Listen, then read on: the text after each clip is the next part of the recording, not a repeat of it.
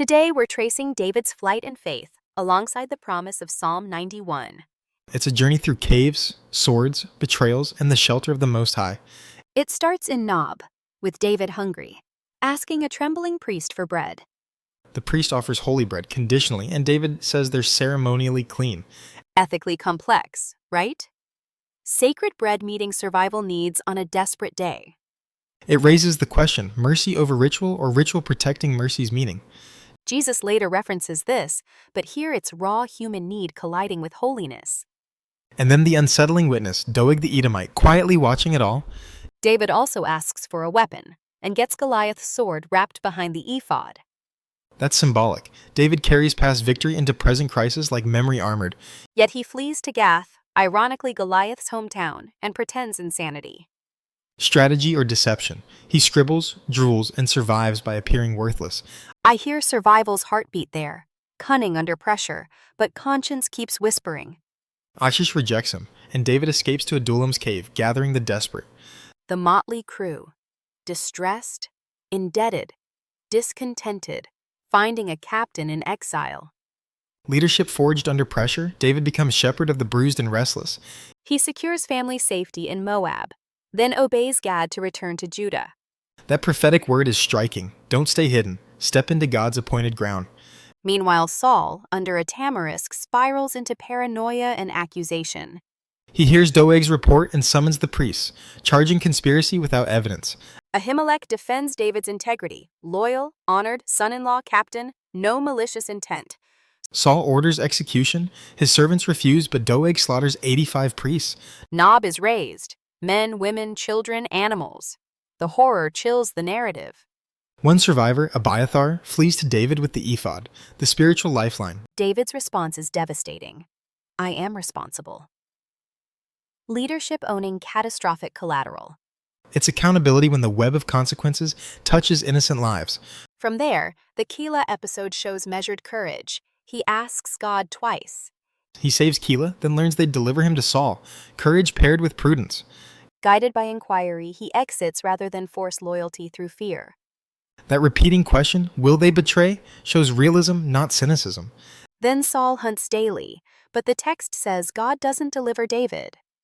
Jonathan meets him in the woods, strengthening his hand in God. That friendship is holy, prophetic, tender, resilient under royal tension. Jonathan says David will be king and he'll be next, astonishing humility. They covenant, then part. Faith stitched into exile's fabric. Yet betrayal returns. The Ziphites offer David up, calculating favor. Saul calls him cunning, asks for precise intel, and mobilizes search. In Maon, they're on opposite mountainsides, pressure at boiling point. A messenger interrupts. Philistines raid.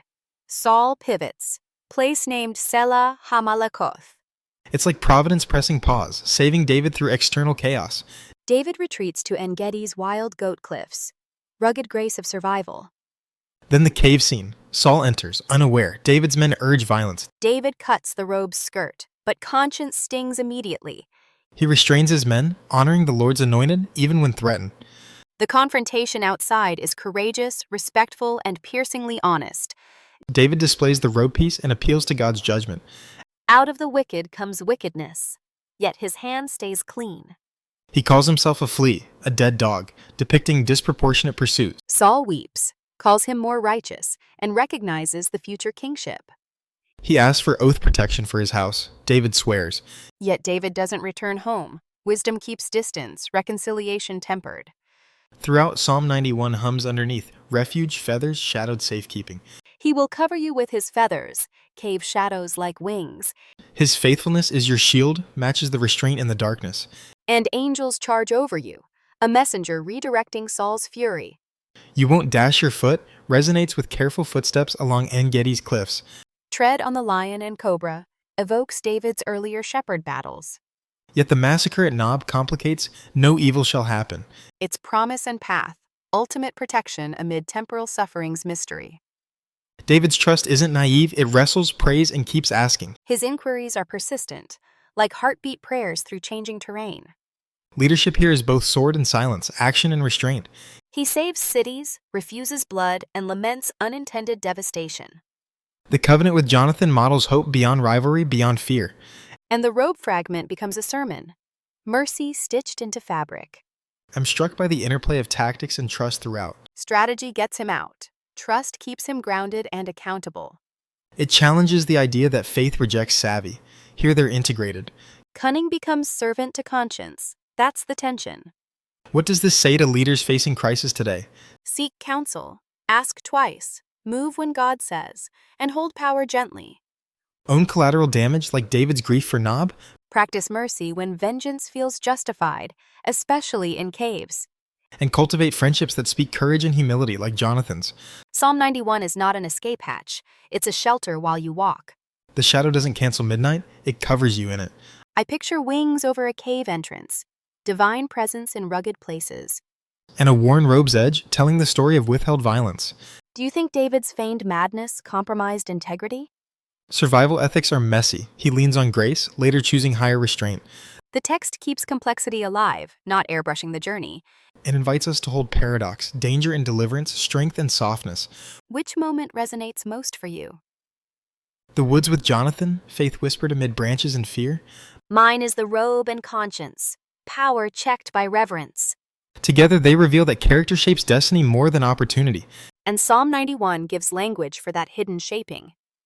He will be with him in trouble, not bypassing it, but inhabiting it. David's story shows that divine companionship outlasts royal pursuit. And that mercy carves paths safer than revenge ever could. So caves become classrooms, swords become symbols, and songs become shelter. The Most High's shadow stretches across wilderness and palaces alike. As we close, what question should linger for listeners? How will you balance strategy with trust and mercy with justice under pressure? And where is your cave, your Adullam, becoming a refuge for the distressed? May your steps be guarded, your conscience tender, your leadership merciful. Until next time, dwell in the shadow and walk with courage. And remember, the refuge holds even when the night feels longest. God bless.